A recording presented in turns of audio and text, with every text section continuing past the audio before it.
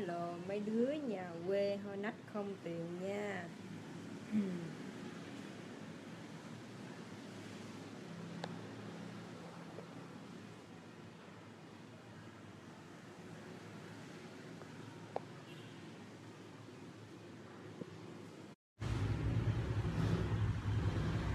Hello tụi bay nha. Mấy đứa nhà quê hôi nách không tiền nha. Ta nói nữ hòn Thảo đô la. Ta nói nữ hòn Thảo đô la vắng mặt có 5 năm mà mấy đứa làm sùm với tụi bay hả? Tụi bay rất là nhớ nữ hòn Thảo đô la đúng không vậy hả? Ta nói ta vắng mặt có 5 năm mà sao tụi bay làm sùm rần vậy hả? Ta nói ta luyện công 9 năm bây giờ ta mới thành quả, hiểu không tụi bay? Nên bây giờ ta mới xuất hiện cho tụi bay thấy là hôm nay nữ hồn Thảo đô la đang có mặt tại bên nước Mỹ nha. Thảo đô la đang có mặt ở châu Âu nha mấy đứa. Lúa nhà quê nha. Biết ông người nổi tiếng á, đi tới đâu là rần tới đó. Ta nói hôm nay ta luyện công 9 năm rồi, bây giờ ta thành quả rồi, bây giờ ta phải ăn một con bò 200 kg nha mấy đứa nhà quê. Mấy đứa thấy nữ hồn Thảo đô la luyện công thấy sao rồi, thấy có thành quả chưa? Hôm nay Thảo đô la xuất hiện tại bên vừa luyện công vừa xong là Thảo đô la ăn một con bò 200 kg, giá của nó là 900 tỷ tại nước châu Âu, nước Mỹ nha. Thảo đô la hiện tại đang có mặt ở bên Mỹ. Hôm nay Thảo đô la đẹp không mấy đứa nhà quê? Thấy nữ hòn Thảo đô la đẹp không gì hả? Mấy đứa thấy nữ hòn chắc nhớ nữ hòn lắm đúng không? 5 năm rồi không gặp mấy đứa chắc nhớ Thảo đô la đúng không? Ta nói vừa luyện công xong là nữ hòn Thảo đô la, ta nói đẹp lộng lẫy nha mấy đứa, da mặt cũng bóng căng ra. Ta nói 9 năm ngồi luyện công thành quả, bây giờ hôm nay thấy nữ hòn đẹp không? Đẹp lung linh không mấy đứa?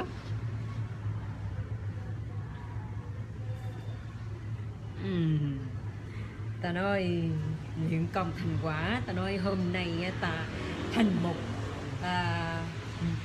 ma nữ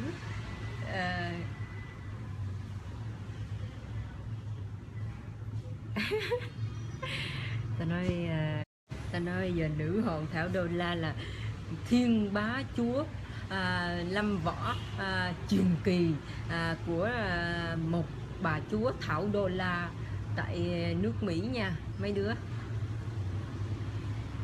Mấy đứa nhà quê hôm nay có khỏe không? Chắc nhớ nữ hòn Thảo đô la lắm đúng không? Không có nữ hòn Thảo đô la mấy đứa chắc ăn không được, ngủ không yên đúng không mấy đứa? Nhà quê hai lúa nha. Ta nói nhà quê hai lúa thì lúc nào cũng nhà quê hai lúa hết đó. Nó không cùng đẳng cấp là không cùng đẳng cấp nhưng mấy đứa nhà quê. Ta nói nữ hòn Thảo đô la rất là đẹp lộng lẫy nha mấy đứa hai lúa. Vừa Thảo đô la vừa luyện công xong thì Thảo đô la vừa ăn một con bò 200 kg. Thì mấy đứa con bò này là tại nước châu Âu, là giá của nó là 900 tỷ. Nếu như mấy đứa nhà quê nào thích ăn thì tìm Thảo đô la nha, đi ăn cùng với Thảo đô la. Bò này là bò rất là mắc tiền để dành riêng cho nữ hòn Thảo đô la ăn thôi. Ta là một bà chúa Thảo đô la tại nước Mỹ nha. Ta nói ta vừa luyện công xong là ta rất là mệt. 5 năm rồi ta mới xuống trần, ta muốn xuống trần để gặp mấy đứa nhà quê hai lúa nha. Ta nói mấy cái đứa nhà quê hai lúa nó cứ vô nó bị em Thảo đô la, nó bị nó cứ kêu gọi nữ hòn Thảo đô la ơi, chị có thể nào chị có thể nào dắt em đi luyện công chung không, luyện công thành chính quả không, thì chị dẫn em đi với. Đó, ta nói ta mắc bận biểu lắm, ta không xuống dưới thành thị, thành phố được, nên ta không thể nào dắt mấy đứa nhà quê hai lúa theo được nha.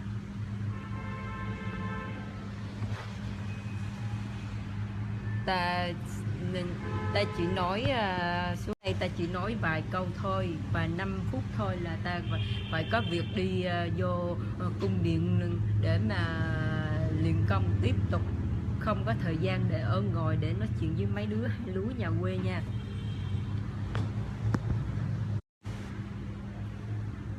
Mấy đứa hai lúa thấy nữ hoàng Thảo Đô La hôm nay có đẹp không vậy mấy đứa hai lúa nhà quê?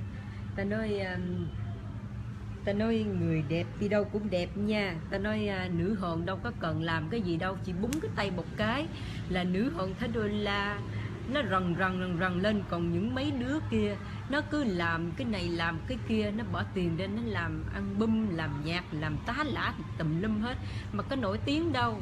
Trời ơi, không có nổi tiếng gì hết ấy, mà nó cứ theo, nó cứ nói này nói kia, nó ganh tị, rồi nó nói này nói kia, không biết sao mà nó cứ ganh tị nữ hoàng Thảo Đô La vậy trời hả? Mấy đứa sao mấy đứa cái hay ganh tị nữ hoàng Thảo Đô La với vậy hả? Nếu đứa nào mà ganh tị á thì theo nữ hoàng Thảo Đô La sẽ dạy cho và chiêu và để nổi tiếng nha. Còn đứa nào nhà quê đứa nào á mà hay bức xúc á mà cứ vô ganh tị nữ hoàng Thảo Đô La á, thì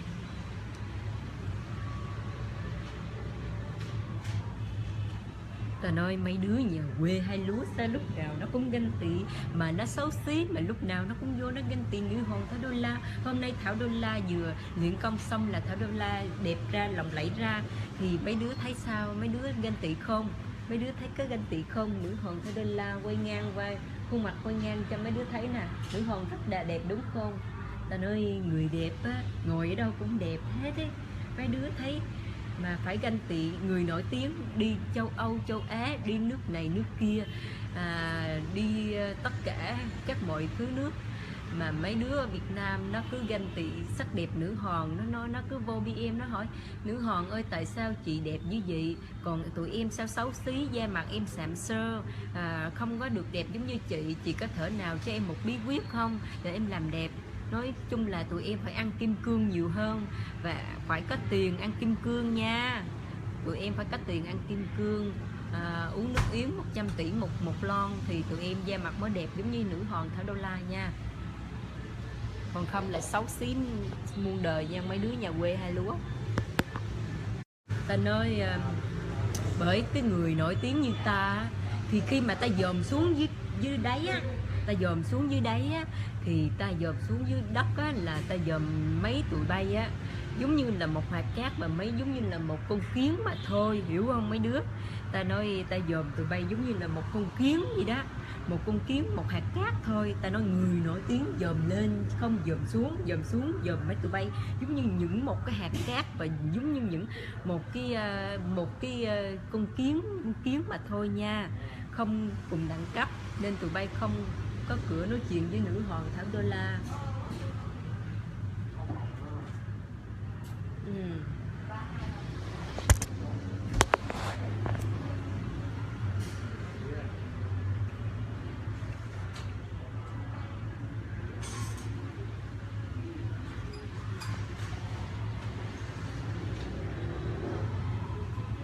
Mấy đứa nhà quê hôm nay rình rập nữ hoàng lắm đúng không?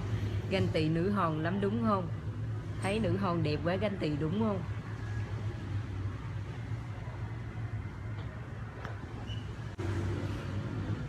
Ta nói nữ hoàng Thảo Đô La đúng không mấy đứa? Cứ mấy đứa nhà quê hai lúa nó cứ mời nữ hoàng Thảo Đô La đóng phim, mà đóng phim những cái phim mà chiếu rạp, hiểu không? Thì ta nói tiện đây sẵn ta nói cho mấy đứa nhà quê hai lúa nghe luôn, đúng không? Tại sao ta nói Ta nói mấy đứa nhà quê, sẵn tiện ta nói cho mấy đứa nghe luôn, hiểu không? Ta nói mời nữ hoàng Thảo Đô La từ bên châu Âu về đóng phim cho tụi bay, hiểu không? Bao đóng phim chiếu rạp. Ta nói đóng phim thì ta mời đóng vai chính, nghĩ sao mà đóng dòm đi dòm lại, đóng những cái phim mà cách tin hả? Mấy đứa hai lúa nhà quê. Nữ hoàng Thảo Đô La tụi bay không cùng đẳng cấp nên nữ hoàng không đóng phim cho những cái phim mà không cùng đẳng cấp với nữ hoàng Thảo Đô La.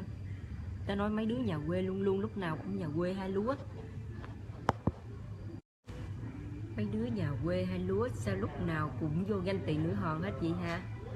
Ta nói mấy đứa nhà quê hai lúa đó, nó cứ vô nó tìm nữ hoàng Thảo Đô La kêu đóng phim chiếu rạp.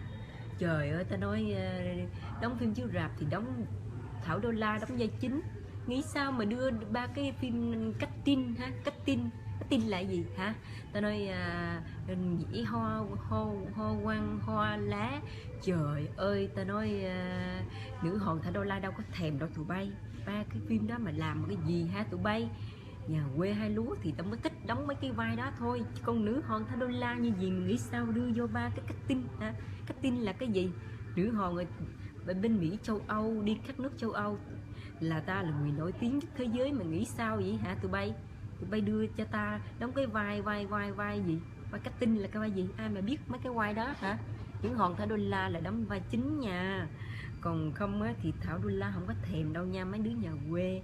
Nên đừng có vĩ ho vĩ văn mà đưa ta đi tới này tới kia. Cái đầu của ta để gấp ngàn lần mấy cái đầu của tụi bay lận, hiểu không? Không phải là cái là ta suy nghĩ không như tụi bay đâu, hiểu không?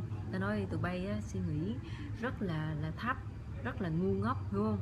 Chẳng có là cái gì hết ấy. Đừng có mời ta đóng phim mà vẽ ho vẽ văn, hiểu không? Nói này nói kia. Nữ hoàng Thảo Đô La đường chính là ở châu Âu đóng những phim chùm thiên hạ, hiểu không? Không có dạng như mà mấy đứa ho nhà quê ho nách mà lòi ngực lòi vú lòi đồ lên trên mạng khoe này khoe, hiểu không? Rồi kiếm những cái vai đóng bình thường á, hiểu không? Vai đóng vai cách tin, vai gì, vai phụ á, hiểu không? Để cho tụi nó ấy. Tụi bay sao mà mấy đứa con gái sao mà ngu dữ vậy hả?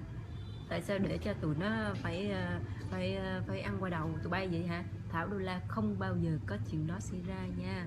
Mấy đứa đừng có quẻ ho vẽ văn với nữ hoàng Thảo Đô La nha. Hôm nay sẵn tiện nữ hoàng Thảo Đô La nói cho tụi bay biết luôn là tụi bay mời Thảo Đô La đóng phim mà đưa vô những cái phim gì? Phim là Thảo Đô La đóng vai chính, hiểu không? Phim chiếu rạp đó. Vì sao mà vẽ ho vẽ văn ngồi nói này nói kia nói nọ hả? Hả mấy thằng nhà quê, mấy con nhà quê? Ta nói mấy đứa nhà quê á, chị Châu á, hiểu không? Đi mà chọn trâu chọn bò đi, không ai dòm mình đâu, không ai. Mình dù mình có làm đi nhiều đi nữa cũng không ai dòm mình, cũng không nổi tiếng đâu nha tụi bay ha, hiểu không? Mấy đứa nhà quê chị Châu đó, hiểu không? Có làm một trời một vực, bỏ 1.000 tỷ ra cũng chẳng ai dòm mình, và cũng không ai dòm mình, cũng không bao giờ nổi tiếng như nữ hoàng Thảo Đô La nha. Nên đừng bao giờ ganh tị nha, em hỏi thăm này kia nọ, rồi nói này nói kia nha, ganh tị nha. Đứa nhà quê chị Châu á, cứ cố gắng làm gì, cố gắng cố gắng cho mãi mãi suốt cuộc đời cũng chẳng ai mà thèm, hiểu không? Chẳng ai mà thèm, chẳng ai mà để ý tới tụi bay, hiểu không? Chẳng ai thèm mà chẳng ai để ý tới tụi bay, và cũng không bao giờ nổi tiếng giống như nữ hoàng Thảo Đô La, vạn tế muôn năm nha mấy đứa hai lúa. Ta nói người đẹp đâu cũng đẹp nha mấy đứa hai lúa. Mấy đứa hai lúa thấy nữ hoàng Thảo Đô La cái đẹp không? Hôm nay nữ hoàng Thảo Đô La đẹp nhất thế giới lên tin nha.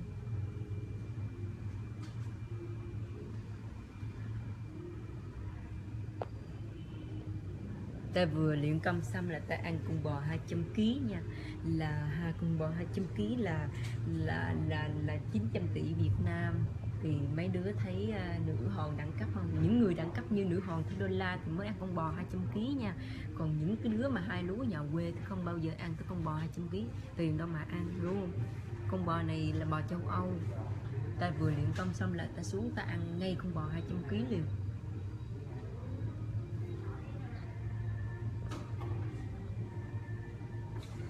Ta nói bọn nhà quê sao nó cứ vô nó ganh tị điều. Ta nói tụi bay đừng bao giờ ganh tị nữ hoàng Thảo Đô La làm gì, hiểu không? Thảo Đô La là Thảo Đô La, còn tụi bay là tụi bay không cùng đẳng cấp, nên đừng bao giờ ganh tị sắc đẹp và nhan sắc của nữ hoàng Thảo Đô La, hiểu không? Tụi bay sao vô cứ BM nữ hoàng Thảo Đô La hồi vậy hả tụi bay? Tụi bay có thích thì tụi bay nói chuyện ở ngoài room, tụi bay muốn nói gì nói, đừng bao giờ làm phiền trong BM nha mấy đứa hai lúa nhà quê. Mấy đứa hai lúa nhà quê, hôm nay bữa giờ có ghé thăm nhà của nữ hoàng Thảo Đô La không gì? Bữa giờ có xin rượu xin bia gì không gì? Nô tỳ của Thảo Đô La có tặng cho mấy đứa có rượu bia gì chưa? Gần Tết rồi, mấy đứa không có lo tới mà lấy rượu, lấy bia, lấy kim cương, giỏ sách về mà xài hả?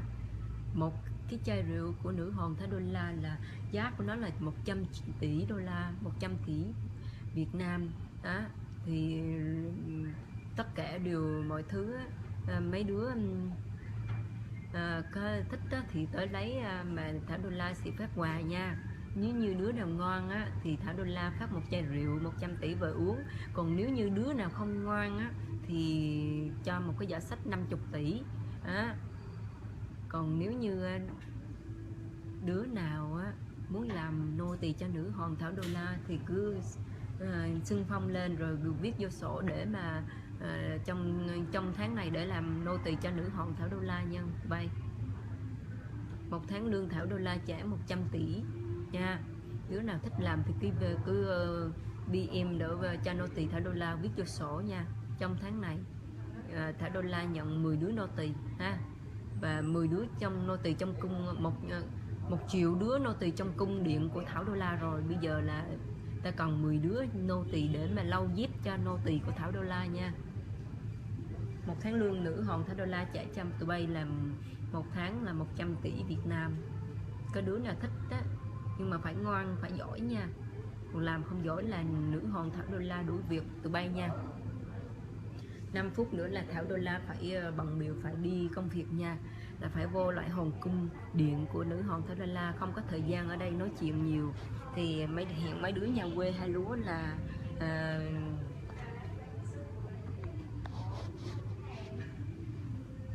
hiện mấy đứa nhà quê hai lúa là khoảng 5 năm sau Thảo Đô La sẽ quay lại gặp mấy tụi bay nha.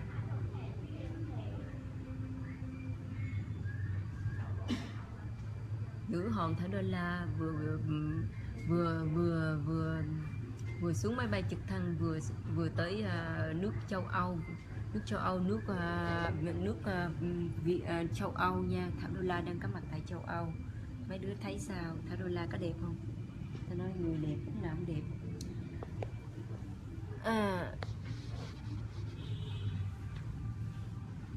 Lấy cho chị thêm 2 lon bia.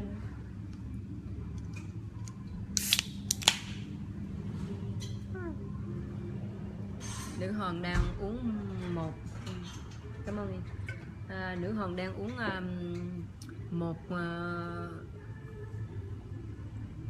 một chai rượu ngàn năm giá 950 tỷ nha mấy đứa. Thấy nữ hoàng đẳng cấp không mấy đứa?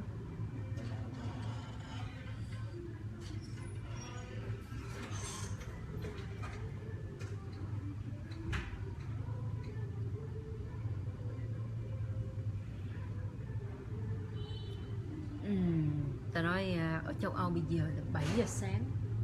Ta nói 7 giờ tối nên nữ hoàng Thảo Đô La phải đeo kính. Ta nói vừa luyện công xong là phải đeo kính, vì tất cả điều của ta là màu đỏ hết, nó sẽ biến thành màu đỏ, hiểu không? Nên ta phải đeo kính màu đen để cho mấy đứa nhà quê hai lúa nó thấy là nữ hoàng vừa luyện công xong là Nếu như đứa nào thích thấy chân mày của Thảo Đô La, nữ hoàng Thảo Đô La biến thành màu đỏ thì nó sẽ thành màu đỏ, mà chân mày của Thảo Đô La biến thành màu đỏ sẽ thành màu đỏ. Còn nếu mắt của ta luyện công xong là nó thành màu đỏ rồi, nên ta phải đeo kính màu đen. Nếu như mấy đứa nhà quê thích thấy Thảo Đô La mắt màu đỏ không thì ta sẽ lấy kính ra cho tụi bay thấy, đúng không? Tại vì ta vừa luyện công xong là ta biến dạng thành những quái dị lắm, nên tụi bay không thể nào tưởng tượng được, hiểu không? Nên là bây giờ ta phải đeo kính đen. Ta nói người giàu có luôn luôn lúc nào cũng uống những cái rượu mà rượu ngàn năm á, 950 tỷ một chai này.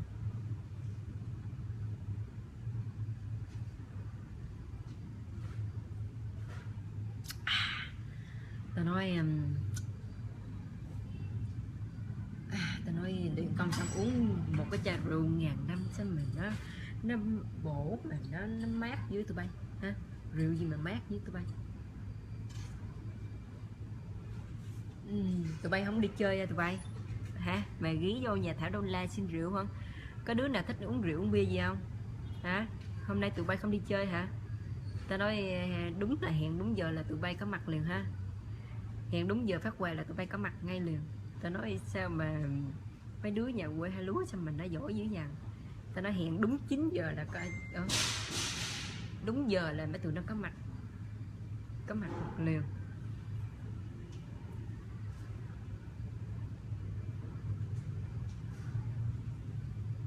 Mấy đứa con gái nhà quê hai lúa không cùng đẳng cấp thì tránh xe nữ hoàng Thảo Đô La ra nha. Đừng bao giờ bu vô mà xin này xin kia, xin giả sách, xin rượu, xin bia nha. Thấy nữ hoàng Thảo Đô La giàu có, đẹp gái rồi bắt đầu cứ bu vào rồi xin chụp hình hả? Tại sao vậy? Ta nói tránh sơ ra, đừng bao giờ sát vô mà tụi bay cứ sát vô xin chụp hình. Mỗi lần ta ra đường, ta ra nước châu Âu á, nước Paris Pháp á, là tụi bay mấy đứa nhà Việt Nam á, nó cứ sát lại xin chụp hình rồi quay phim chung rồi tùm lum tùm la tá lả. Ta nói tránh sơ ra giùm mà tụi bay cứ nhào vô làm gì hả tụi bay hả? Thèm lạc lắm hả? Ta nói ra là người nổi tiếng, tụi bay đừng bao giờ sát vô làm gì nữa. Tránh sơ ra 100 km giùm ta. Ta không muốn tụi bay đứng gần bên ta, và ta cho nô tỳ đuổi tụi bay ra khỏi hoàng cung của ta, hiểu không? Mấy đứa nhà quê hai lúa không cùng đẳng cấp đừng bao giờ đứng gần bên cạnh ta, tránh sơ ra giùm ta.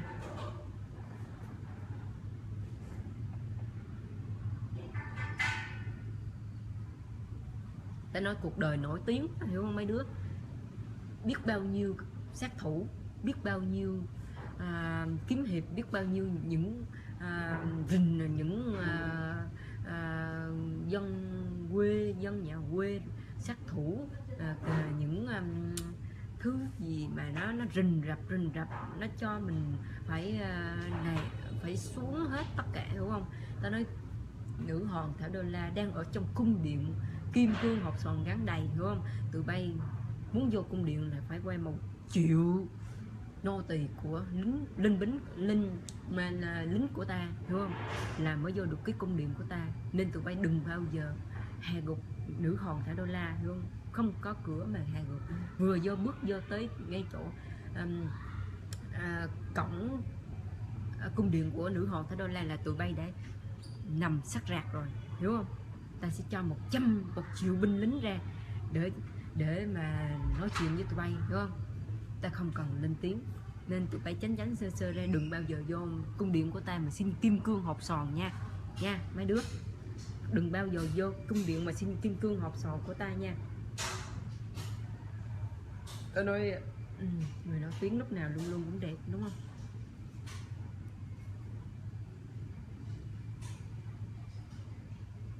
Hôm nay mấy đứa nhà quê hay lúa thấy nữ hoàng Thảo Đô La có đẹp lộng lẫy không vậy hả? Nếu như đứa nào thấy nữ hoàng Thảo Đô La đẹp thì hãy cùng hô thật to: Thảo Đô La hoàng tế nào. Ta nói người giàu luôn luôn lúc nào cũng bận đồ xịn hết ấy, thấy không? Ta vừa luyện công xong là ta ra khỏi hòn cung điện là ta gặp tụi bay liền, tụi bay cứ bi em năn nỉ Thảo Đô La ơi, tại sao nữ hoàng Thảo Đô La không online gặp tụi em nhớ nữ hoàng Thảo Đô La quá đi, không? Ok, được rồi tụi bay, ta sẽ ra khỏi hoàng cung để mà gặp mấy đứa nhà quê, bọn nhà quê nha, để ta phát gạo, phát quà, phát này phát kia cho tụi bay nha. Đừng có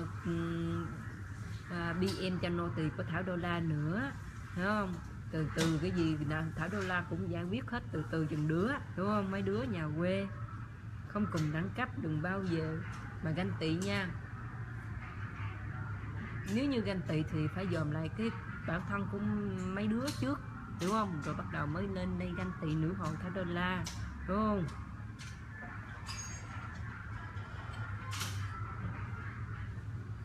Mấy đứa không đi chơi hả? Hôm nay mấy đứa không đi chơi hay sao mà lên đây thấy nữ hoàng cứ chị nữ hoàng Thảo Đô La ơi, bà thánh Thảo Đô La, bà chúa Thảo Đô La ơi, tại sao bà đẹp dữ vậy hả? Tại sao chị Thảo Đô La đẹp như vậy hả? Tụi em đen đuốc mà tụi em cũng bị mát mát tưng tưng đó.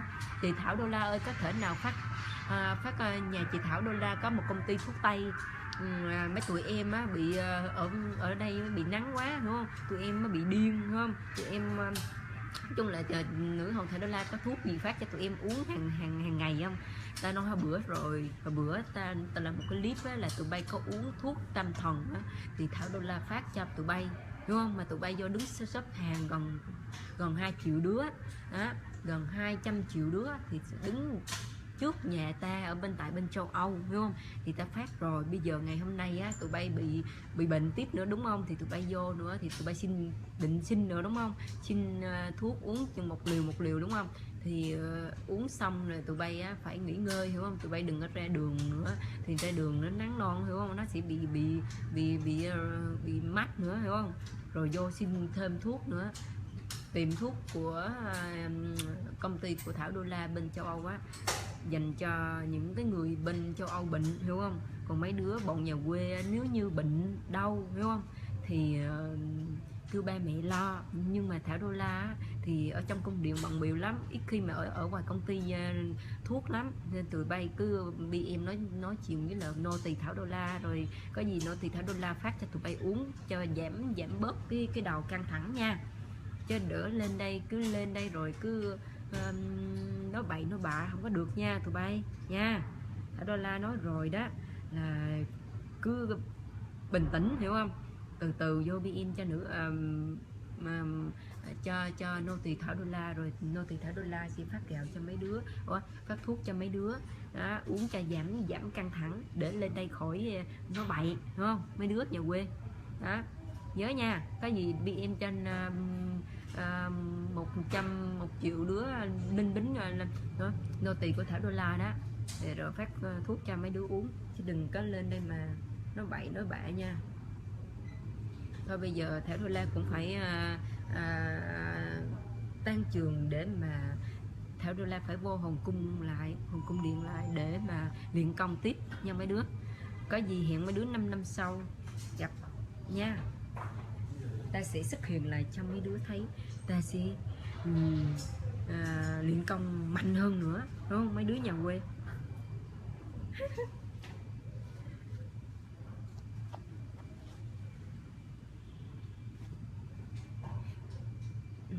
Ta nói sao mà đẹp dưới trời, ta nói ta bận đồ nào cũng thấy đẹp sang trọng hết.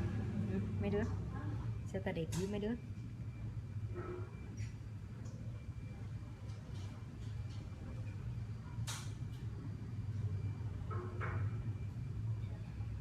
Ta đẹp ta ngồi cũng thần thái nữa ha. Ta nói người đẹp ta ngồi cũng thần thái nữa, ta ngồi cỡ nào cách nào cũng thần thái. Còn mấy đứa hai lúa này quê, nó ngồi cỡ nào cũng thấy hai lúa, cái lồi cái hai lúa ra là hai lúa gốc rễ ra. Ta nói không sao, bị sao hết trời. Trời ơi là trời, sao tụi bay hai lúa nhà quê lên thành phố biết bao nhiêu lâu rồi, qua nước Mỹ biết bao nhiêu lâu rồi hả tụi bay, mà tụi bay vẫn còn gốc rễ hai lúa gì hả? Tại sao gì hả mấy đứa? Còn mấy đứa con gái Việt qua bên nước gì, nước Hàn, nước Đài Loan kìa, ta nói hồi bữa rồi, clip kia bữa ta nói rồi, bây giờ nhào vô hôm nay nữa, tại sao vậy hả? Ta nói ham tiền, hiểu không? Mấy đứa con gái Việt Nam ham tiền. Đài Loan á, trai Việt tại sao không lấy mà đi lấy ba cái thằng Đài Loan, Hàn Quốc, hiểu không? Chi mà nó que nó quýnh sưng mặt sưng mày vậy hả? Mấy đứa con gái Việt hả? Bây giờ vô đây á, em nhắn tin Thảo đô la rồi bình luận tùm lum la kìa, bị sao vậy? Nó quýnh bị mát đúng không? Nó quýnh bị mát đúng không? Nếu như nó quýnh bị đứt dây thần kinh đó nha, mấy đứa con gái Việt qua Đài Loan, nếu như nó quýnh bị đứt thần kinh đó, thì qua bên châu Âu á, gặp Thảo đô la, đúng không? Thảo đô la phát thuốc cho việc uống, đúng không? Đừng bao giờ vô đây cắn bậy, hiểu không? Nha mấy đứa nhà quê hay lúa lên tỉnh để mà bị người ta bán qua bên nước Đài Loan, đúng không? Rồi qua đó rồi bị thằng đó nó mua rồi nó gì nó đánh lòi cổ họng, hiểu không? Mà cũng không sợ. Tại sao con trai Việt Nam không lấy? Chơ, hiểu không? Chơ trai Việt Nam đi qua bên Đài Loan, Hàn Quốc lấy, vừa ta nói nó cưới gần 10 thằng 20 thằng, nó cưới một lần giống như cưới heo vậy, hiểu không? Nó giống như con heo vậy á. Trời ơi, nó cưới cả lố vậy á. Đám cưới tổ chức á, bắt đầu nó đưa qua bên Đài Loan, đưa qua Hàn Quốc, chẳng biết thằng chồng mình là ai. Nó vừa qua xong tối lại nó quýnh lên bờ xuống ruộng. Mà tụi bay cứ nhào đậu ở bên đó, đúng không? Tụi bay không mua vé máy bay về Việt Nam ở đi, lấy mấy thằng trai Việt Nam đi, đỡ mấy tụi nó ở giá hết kìa, đúng không? Con trai Việt Nam không lấy mà đi lấy con trai Tàu, con trai Đài Loan, Hàn Quốc ha, ham tiền vừa thôi chứ. Tiền mà tự mình làm ra, hiểu không? Còn chi mấy thằng đó, hiểu không? Tụi bay sao mà ham tiền như để cho nó quýnh lòi cổ họng vậy hả? Mấy đứa con gái Việt Nam hả? Mấy đứa con gái Việt Nam đi qua Hàn Quốc sống, đi qua Đài Loan bị người ta làm mai làm mối, không biết thằng chồng mình là ai, về cú đớ cú đần, hiểu không? Nghe nè nha mấy đứa, nghe rõ nè, nghe nữ hoàng Thảo đô la dạy cho mấy đứa nghe nè, đúng không? Tao nói Việt Nam trai Việt không lấy, đi qua lấy mấy thằng Tàu, mấy thằng Đài Loan, Hàn Quốc, rồi đỡ nó qua nó quýnh lồ cổ họng, hiểu không? Thấy không? Trời ơi là trời, tại sao vậy? Ta đã dạy hồi mấy bữa rồi mà chưa mua vé máy bay bay về Việt Nam để lấy mấy thằng trai Việt Nam, hiểu không? Đỡ mấy thằng vợ trai Việt Nam nó ớ hết, thấy không? Nó tụi trai Việt Nam nó đâu có xấu gì đâu, đúng không? Trời ơi, nó cũng đâu có mắc lé mắc gì đâu, rồi nó cũng đẹp như mọi ngày mọi người ta vậy, hiểu không? Tụi nó giờ bây giờ trai Việt Nam đi thăm Mỹ không tụi bay, hiểu không? Nó đi thăm Mỹ nó làm lại gọt càm gọt độ đùm la, nó đẹp hơn trai Hàn Quốc nhiều, hiểu không? Tụi bay cứ yên tâm, hiểu không? Tụi bay gái nữ nè, đừng bao giờ đi qua Đài Loan kiếm mấy thằng đó, kiếm mấy Hàn Quốc, hiểu không? Trời ơi, đồng tiền Đài Loan Hàn Quốc tụi bay qua đó khổ, qua đó nha, lạnh nha, tụi bay không có máy sưởi nè, thấy không? Khổ không? Khổ thân không hả? Đi qua trồng rau muống rau đồ, vừa bán được mấy đồng nó qua thằng chồng nó lấy hết, nó uống bia rượu hết, hiểu không? Rồi tụi bay đĩ con xanh cá ra đỡ một đống, chẳng không thấy không? Khổ không? Nó đâu có cho đồng bạc nào đâu mà đi mua vé máy bay về, muốn về Việt Nam chơi cũng đâu có được, hiểu không tụi bay? Thấy nữ hoàng Thảo đô la phải học hỏi nha, thấy nữ hoàng Thảo đô la thì tụi bay phải học hỏi nha, mấy đứa nhà quê hay lúa Việt Nam mà bay qua bên Đài Loan, bên Hàn Quốc Tàu ha, lấy chi mấy thằng đó làm gì ha? Nó đâu có được gì đâu mà lấy. Tại sao chơi trai Việt Nam cũng đâu có cái thua gì mấy tụi nó đâu. Trời ơi, mấy thằng trai Việt Nam ta nói nó nghe hết đấy, hiểu không? Nó nghe nó nói trời ơi nữ hoàng Thảo đô la sao mà nói hay thế này, đúng không? Tại sao con gái Việt Nam bỏ đi nước ngoài, đi qua bên châu Á mà Hàn Quốc, Đài Loan á, mà mấy thằng đó mình lấy mấy cái thằng già chứ đâu có được đẹp giống như mấy thằng trẻ Việt Nam, đúng không? Tại sao lại bỏ đi hết rồi đỡ mấy thằng này nó ế ồm vậy, nó lại đau khổ khóc lóc gì hả tụi bay hả? Tụi bay vừa thôi nha, mấy gái Việt Nam đi qua Hàn Quốc vừa thôi nha, giảm là nha, ham tiền cho cố rồi bỏ hết tất cả nha, không có tình yêu không có gì hết nha tụi bay nha. Tụi bay cũng ham tiền thì cũng ham vừa thôi, hiểu không? Qua đó cũng nó đâu có cho tiền đâu, qua đó lết cái đầu mà đi làm, hiểu không? Không làm đưa tiền cho nó đánh cho lồi cổ họng đó. Cái Đài Loan Hàn Quốc nó gì đó, hiểu không? Nó sống nó không coi tụi bay là giống như một cọng rác vậy, hiểu không? Tụi nó thấy tụi gái Việt Nam qua Hàn Quốc, Đài Loan coi tụi bay giống như một cọng cỏ vậy, hiểu không? Chỉ là làm nô tỳ cho nó thôi, hiểu không? Giống như là làm nô tỳ cho nữ hoàng Thảo đô la đó, hiểu không tụi bay? Chúng tụi bay giống như đang làm nô tỳ cho nữ hoàng Thảo đô la đó. Mấy đứa gái Việt qua nước ngoài, qua nước Đài Loan đúng không, tụi bay qua bên đó giống như là đang làm nô tỳ cho mấy thằng Đài Loan và mấy thằng Hàn Quốc gì đó. Nên tụi bay á, bỏ hết tất cả, bay về Việt Nam cưới mấy thằng Việt Nam liền cho ta nha. Nếu như không nghe lời ta là khổ thân ráng chịu nha. Mấy đứa nhà quê hai lúa ham tiền mà đi qua bên Đài Loan Hàn Quốc lấy chàng Đài Loan Hàn Quốc.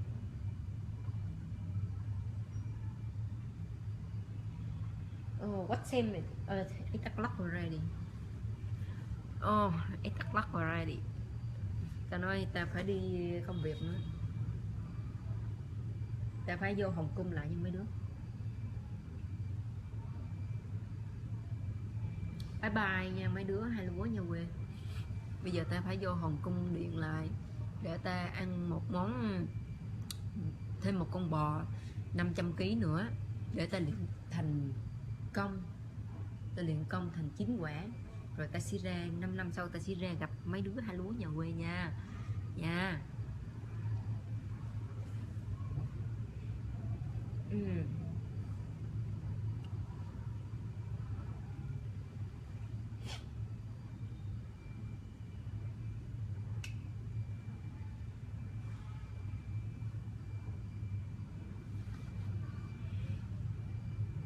Bye bye mấy đứa hai lúa nhà quê. Thôi bây giờ mấy đứa nhà quê mấy đứa nhà quê hai lúa thì cứ tập trung mà lo đi làm cày ruộng, cày chân trâu chân bò gì đi nha. Đừng có suốt ngày cứ online là lên cái năn nỉ nữ hoàng Thảo đô la online ra khỏi cung để cho mấy đứa gặp xin chụp hình chụp bóng rồi nha. Ta đã nói rồi, mấy đứa cứ bình tĩnh, ta sẽ cho chụp free, hiểu không? Chụp chung với ta free. Còn nếu mà mấy đứa mà cứ này nọ là ta sẽ không cho chụp free đó nha. Thôi bye bye mấy đứa hai lúa nhà quê. Ta phải đi vô Hồng Kông đây, ta phải ăn thêm 2 con bò, một con 500 kg, một con 900 tỷ đô la nha. Bye bye mấy đứa hai lúa.